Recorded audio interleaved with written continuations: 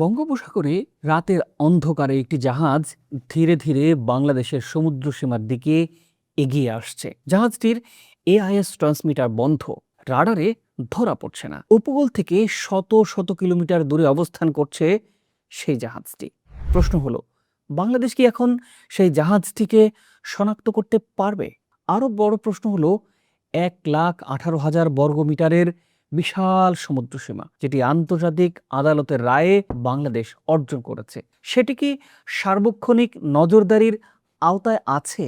প্রিয় দর্শক, আজকের প্রতিবেদনে আলোচনা করা হবে বাংলাদেশের সমুদ্র নজরদারির সক্ষমতা কোথায় দাঁড়িয়ে আছে, কি কি প্রযুক্তি এরই মধ্যে যুক্ত হয়েছে, নতুন কি আসছে, এবং বঙ্গোপসাগরের পূর্ণাঙ্গ ম্যারিটাইম ডোমেইন অ্যাওয়ারনেস অর্জনের জন্য বাংলাদেশের সামনে কি কি চ্যালেঞ্জ রয়ে গেছে।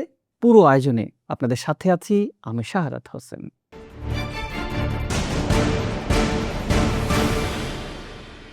বাংলাদেশের অর্থনীতির ভবিষ্যতের একটি বড় অংশ এখন বঙ্গোপসাগরের সঙ্গে জড়িত।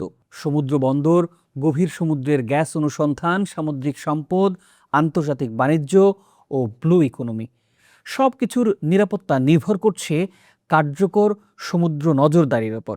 কিন্তু বাস্তবতা হলো, সমুদ্রসীমা অর্জন করা যতটা কঠিন ছিল, সেটিকে সার্বক্ষণিক পর্যবেক্ষণে রাখা তার চাইতেও বেশি কঠিন।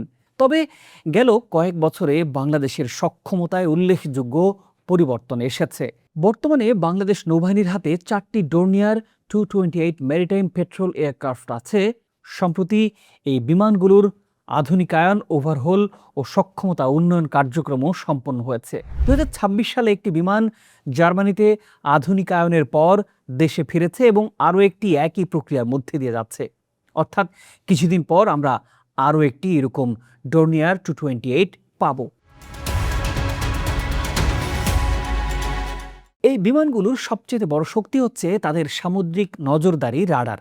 এগুলো শুধু বড় জাহাজই নয়, তুলনামূলক ছোট লক্ষ্যবস্তুও শনাক্ত করতে পারে। অবৈধ মাছ ধরা, চোরাচালান, জলদস্যুতা কিংবা সন্দেহজনক নৌযান শনাক্ত করার ক্ষেত্রে এই প্ল্যাটফর্মগুলো অত্যন্ত গুরুত্বপূর্ণ। কিন্তু শুধু বিমান দিয়েই 24 ঘন্টা সমুদ্র পাহারা দেওয়া সম্ভব নয়। আর এই কারণেই বাংলাদেশ এখন একটি সমন্বিত ম্যারিটাইম সার্ভেইলেন্স সিস্টেম গড়ে তোলার দিকে এগিয়ে যাচ্ছে। সাম্প্রতিক ঘোষণায় জানা গেছে, বাংলাদেশ কোস্ট গার্ডকে নজরদারি হেলিকপ্টার দেয়া হবে। হেলিকপ্টারে আধুনিক সেন্সর, রাডার ও রিয়েল টাইম ডেটা ট্রান্সমিশন ব্যবস্থা থাকবে। ফলে গভীর সমুদ্রে সন্দেহজনক গতিবিধি দ্রুত শনাক্ত করে তাৎক্ষণিকভাবে টহল জাহাজ বা কমান্ড সেন্টারে তথ্য পাঠানো সম্ভব হবে। শুধু হেলিকপ্টারই নয়, ড্রোন ও অন্যান্য আকাশভিত্তিক নজরদারি ব্যবস্থাও যুক্ত করার পরিকল্পনা রয়েছে। এর মাধ্যমে উপসাগরীয় এলাকা থেকে গভীর সমুদ্র পর্যন্ত একটি সমন্বিত নজরদারি নেটওয়ার্ক গড়ে তোলার লক্ষ্য নেওয়া হয়েছে। তবে এখানে সবচেয়ে গুরুত্বপূর্ণ প্রশ্নটি আসে, বাংলাদেশ কি বর্তমানে সমুদ্রের প্রত্যেকটি জাহাজ দেখতে পারে? সংক্ষিপ্ত উত্তর হলো না। বাংলাদেশ এখন আগের যে কোনো সময়ের তুলনায় অনেক বেশি সক্ষম, কিন্তু এখনও একটি পূর্ণাঙ্গ ম্যারিটাইম ডোমেইন অ্যাওয়ারনেস নেটওয়ার্ক তৈরি হয়নি। কারণ আধুনিক সমুদ্র নজরদারি শুধু বিমান বা জাহাজের উপরই নির্ভর করে না, এখানে প্রয়োজন হয় উপকূল জুড়ে দীর্ঘ পাল্লার রাডার চেইন, স্যাটেলাইট নজরদারি, AIS data, drone, maritime patrol aircraft command ও কন্ট্রোল সেন্টার এবং কৃত্রিম বুদ্ধিমত্তা ভিত্তিক ডেটা বিশ্লেষণ। বিশ্বের উন্নত সামরিক শক্তিগুলো এই সবগুলো প্রযুক্তিকে একসঙ্গে ব্যবহার করে। ভারত বর্তমানে পুরো ভারত মহাসাগর অঞ্চলে কোস্টাল সার্ভেইলেন্স রাডার নেটওয়ার্ক পরিচালনা করছে। অস্ট্রেলিয়া ও জাপান স্যাটেলাইট, ড্রোন এবং ম্যান এয়ারক্রাফটকে একই নেটওয়ার্কে যুক্ত করেছে। বাংলাদেশও ধীরে ধীরে সেই দিকেই এগিয়ে যাচ্ছে। বিশেষজ্ঞদের মতে, যদি উপকূল জুড়ে আধুনিক রাডার চেইন, দীর্ঘ পাল্লার ড্রোন ও স্যাটেলাইট ভিত্তিক নজরদারি যুক্ত করা যায়, তাহলে বঙ্গোপসাগরের প্রায় প্রতিটি গুরুত্বপূর্ণ গতিবিধি পর্যবেক্ষণ করা সম্ভব হবে। আর সেটি শুধু সামরিক নিরাপত্তার জন্যই নয়, অবৈধ মাছ ধরা বন্ধ করা, মানব পাচার রোধ করা, মাদক চোরাচালান নিয়ন্ত্রণ করা, গ্যাস ও জ্বালানি স্থাপনা সুরক্ষিত রাখা এবং ব্লু ইকোনমি রক্ষা করার জন্য অত্যন্ত গুরুত্বপূর্ণ হবে। আর নতুন সরকার আগামী বাজেটে প্রতিরক্ষা খাতে এসব বিষয় উন্নয়ন করার জন্য বাজেটে বরাদ্দ রেখেছে। বাংলাদেশ এখন আর সমুদ্রে অন্ধ নয়।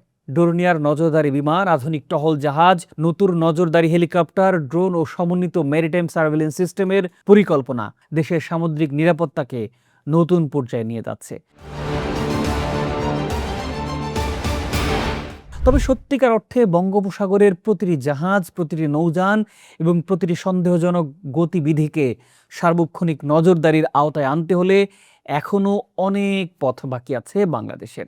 প্রশ্ন এখন আর বাংলাদেশ সমুদ্রসীমা রক্ষা করতে পারবে কিনা সেটি নয়, প্রশ্ন হলো বাংলাদেশ কত দ্রুততম সময়ে একটি পূর্ণাঙ্গ ম্যারিটাইম ডোমেইন অ্যাওয়ারনেস নেটওয়ার্ক গড়ে তুলতে পারে। কারণ আগামী দশকের অর্থনীতি, জ্বালানি নিরাপত্তা এবং জাতীয় নিরাপত্তার একটি বড় অংশ নির্ধারিত হবে বঙ্গোপসাগরের উপর নিয়ন্ত্রণ ও নজরদারির সক্ষমতা দিয়ে। প্রিয় দর্শক, আজকের এই বিষয়টি নিয়ে আপনি কি ভাবছেন নিশ্চয়ই মন্তব্য করে জানাবেন। ভালো থাকুন, সুস্থ থাকুন, দেখা হবে পরের বিশ্লেষণে।